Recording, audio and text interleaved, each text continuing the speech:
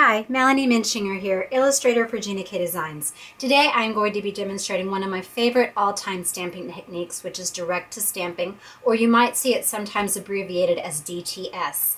Direct to stamping just refers to putting your ink directly onto the stamp with a marker. Today I'm going to be using some of the Spectrum Noir Aqua Markers, the floral that I showed before, and one of my favorite frame sets. This is from the Wild at Heart frame set, and the bold image of this frame is perfect for direct to stamp techniques. This image sheet that you see here shows the stamp and all of the sentiments that go with it.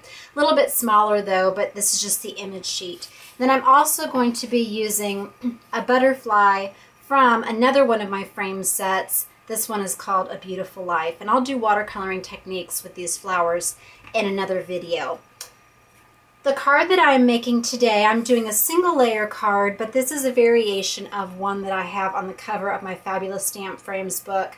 I have a section on direct to stamp techniques, but I'm going to be sharing them in the video with you. So seeing how it demonstrates is just a great way to see how easy it is and to start applying the technique to lots of different projects.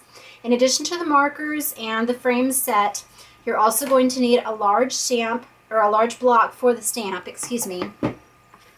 I'm going to be using some white Pure Luxury cardstock. This is the heavy base weight white. In the book, I actually layered it onto some green cardstock, so for that I would recommend the Gina K Pure Luxury Jelly Bean Green.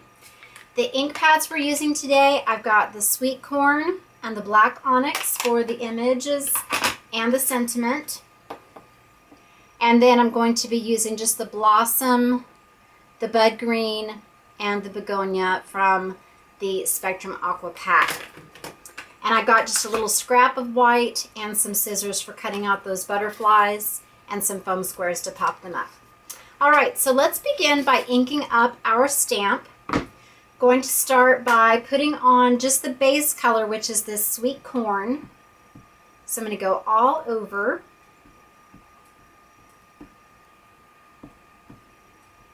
Get every edge there. And then I'm going to take this Bud Green marker for making the blades of grass. Now you don't have to use the Spectrum Aqua. You could use Memento or any other water-based marker that you want. It's important that you're using water-based if you're cleaning with water, because the alcohol markers will stain onto it unless you're wetting it with some alcohol, okay? So water-based pads with water-based markers when you're doing this technique. What I like about this particular marker is the brush tip. Having this tapered end makes a really realistic looking blade of grass. That's going to be harder to do if you have a chisel tip. Alright, so I'm going to just be going at random. I'm going to hold it sideways, and very quickly I'm just going to swipe on some blades of grass. So I want some going off to the left and some to the right. So I'm starting on the bottom and I'm just going off that edge. So I want to have enough of the yellow showing through, so I don't want to do too much. And then I'm going to just take the very edge of my marker and carefully go along this border. And that is going to make that outline around the solid image pop.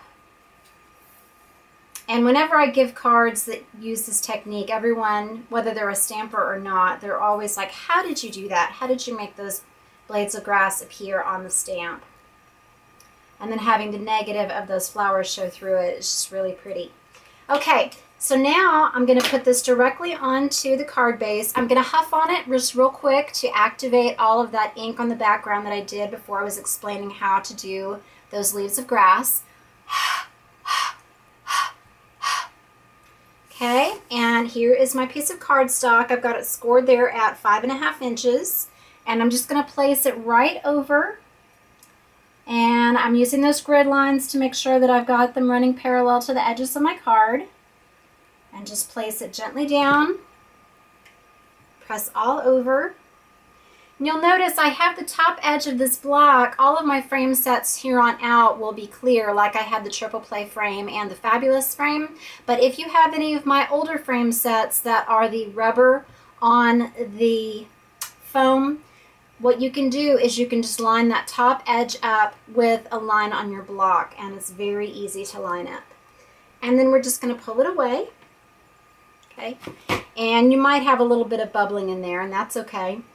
And now I'm going to take the fine tip of this marker, and this is optional, but I just thought it was kind of fun since you have this fine tip, to go in and just add some detail there. I'm skipping over the white parts, but I'm putting just a little vein down the center of those blades of grass. Just gives it a little bit of variety in the color, okay?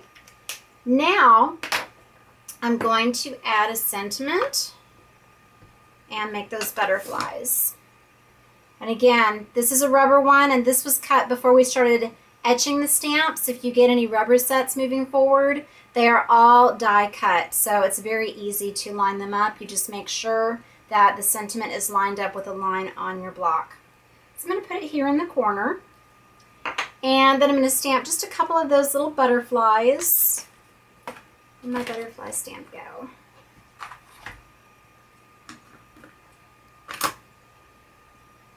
I can't find it. Here it is. Sorry about that. Okay, so I'm going to stamp this out a couple times onto the white cardstock. And then I'm just going to color it with these pink markers. So I'm going to do the lighter one. And because I'm cutting them, I don't need to even stay inside the lines. Sometimes it's better to go outside the lines, and then you don't have to worry about a little bit of white showing up when you're missed a spot when you're cutting. And I am going to cut off the antennas. And see how you can just layer it on there and get it darker without even needing to grab a different marker. But I'm going to go ahead and use this one just so that it's a little deeper there in the center. You might want to do a little bit around the edge too.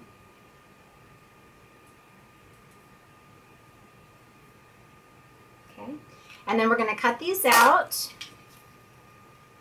and then just pop them up, hovering around that sentiment. So I usually do 3 things for you to focus on, odd numbers, but since I have my sentiment, I'm using the 2 and then the sentiment as my 3rd little thing. So just quickly cut these out.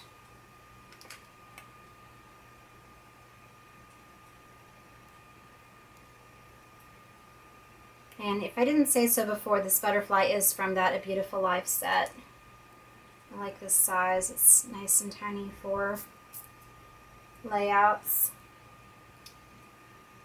And if you want to watercolor these with the markers, you can also do that by using just an acrylic block and scribbling onto it and then using a brush, like I did in my previous video. And if you want to add a little sparkle to these, I don't have my Wonky pen handy, but you could brush on just a little bit of glitter for some sparkle. And then just these little foam squares. These are the ones that Gina sells by Scrapbook by 3L Adhesives. And these are really easy to get the backing off, so that's why I like these a lot. And then I'm just going to put them at angles above and below it.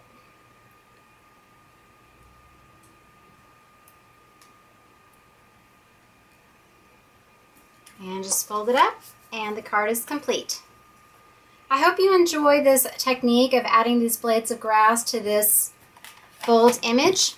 Please visit my blog, Hands, Head, and Heart, for more inspiration and ideas using these techniques and others that you'll also see on Stamp TV and Gina K Designs. Thank you for watching today, and God bless.